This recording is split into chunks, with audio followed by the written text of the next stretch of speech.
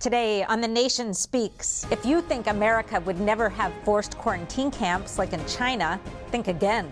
New York State had the plan ready to go until one lone lawyer stepped in the way. But as Bobby Anne Cox explains, the fight isn't over yet.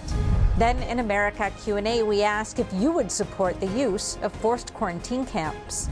Finally, in our second America Q&A, does it concern you that the IRS was given $80 billion to double its workforce? Hello and welcome to The Nation Speaks. I'm your host, Cindy Drucare. COVID restrictions are lifting across the country, which is a relief to many of us, since it seems like the worst of this pandemic is over. But what if it's not? Or what about the next bad bug that comes along? Everything that happened over the past 2.5 years could easily happen again, and more. In New York State, Governor Kathy Hochul signed a regulation paving the way to create involuntary quarantine camps. If you didn't hear about it, that's because one brave lawyer decided to fight the order, and won. But as we're about to hear, the battle isn't over yet. Joining us now is that brave attorney, Bobbie Anne Cox. Bobbie, welcome. Thank you so much. Thanks for having me on, Cindy. So before we jump into exactly what Governor Hochul's rule said, I want to hear a little bit about you. What kind of law did you typically practice? How did you get involved in this fight? Yeah, so I'm a New York attorney. I've been practicing for about 25 years now. But prior to COVID, my specialty was really focused on representing property owners here in New York State. And I would sue the local governments, so the towns, the villages, the counties, the school districts, on behalf of those property owners in order to adjust their property tax assessments that were being given to them by the municipalities. So basically, it was pushing the local government back into place when they were overreaching on property valuations and therefore property taxes.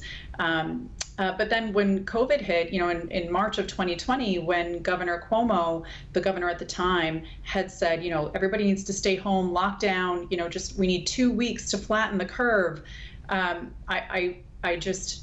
I just froze, and I said, there's no way. He doesn't have the power to do this. I mean, and it's never going to just be 2 weeks because the government doesn't do anything for 2 weeks, So sure enough, it turned into months. I mean, it was months of lockdowns, and certain industries were more locked down than other industries. And I just said, this is not constitutional. The government cannot do this to the people. The suffering I saw going on, people were texting and emailing and calling me and asking, do I have to stay in my house? Do I have to shutter my business? Can I go to work? Am I going to get a ticket? Am I going to get arrested? There was just so much suffering going on. And it wasn't from the virus. It was from what the government was doing to the people. So I just started to get involved by giving speeches. Groups of people would ask me to come speak and explain to them, what's going on here, what's legal, what's not, can they do this, what's constitutional, what's not. And so I then got involved with a citizens group, Uniting New York State.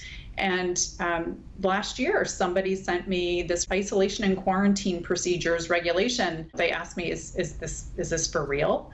And I read it and I said, unfortunately, it's for real, but there's no way this is legal. And so I decided then I had to bring a lawsuit. I had to strike it down. Before we get into more of the story of the lawsuit, can you give us the highlights of the most, outrageous parts of this regulation?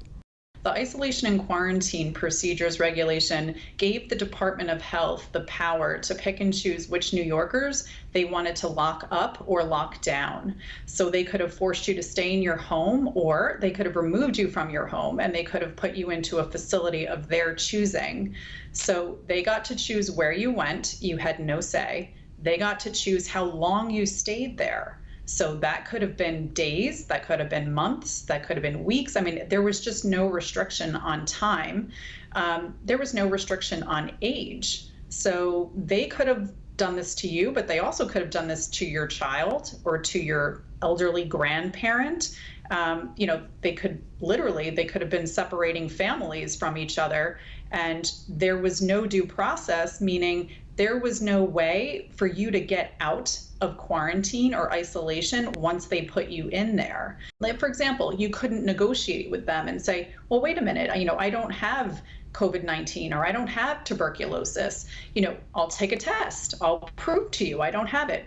No, that was not in this regulation. The government could just simply think maybe you were exposed to a communicable disease and they could have locked you up or locked you down. They did not have to prove you were actually sick. They did not have to prove that you were even exposed to a communicable disease. So they could have just issued this isolation or quarantine order for any reason whatsoever. And they also put in that regulation that they could use local law enforcement to enforce the order. So you could have gotten a knock on your door from the sheriff or from the local police telling you, I'm sorry, you need to come with us. And there was no provision on how you got out of quarantine, which was really shocking because, our laws, clearly our Constitution says our laws and our regulations have to have due process protections built into them so that the government can't abuse their power and can't injure the citizens when they're trying to carry out a regulation or enforce a law. Was there any emergency declaration that would need to be put in place first to kick this into motion? No, none at all. So the regulation could have been enforced at any time. There did not need to be a declared state of emergency in New York. So it was really at the whim of the Department of Health as to when they wanted to issue an isolation or quarantine order. Across the country, we saw governors pass all kinds of regulations, executive orders during COVID. Was this one different in some way? Yeah, so this is different because this was coming through the Department of Health.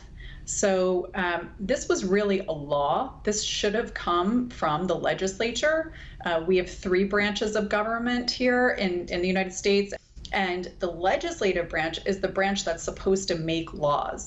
The executive branch, where the governor sits and the Department of Health and all of her other departments as well, that branch is supposed to enforce the laws that are passed by the legislature.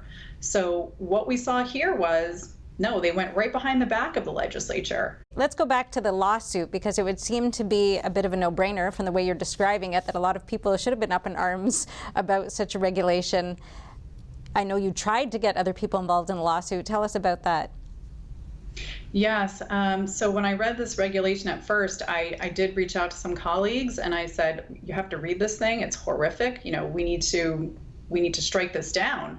And honestly, it was a little bit challenging because I ended up doing the case on my own. I did the case pro bono, or I'm doing the case pro bono. So, some of my colleagues didn't want to work for free.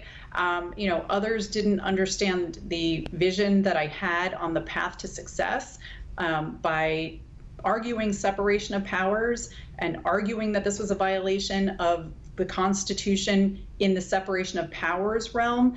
Some thought you have to wait until people are being locked up in quarantine facilities before you can actually sue. But I couldn't do it that way. I couldn't wait until people were being locked up in facilities against their will with no way out.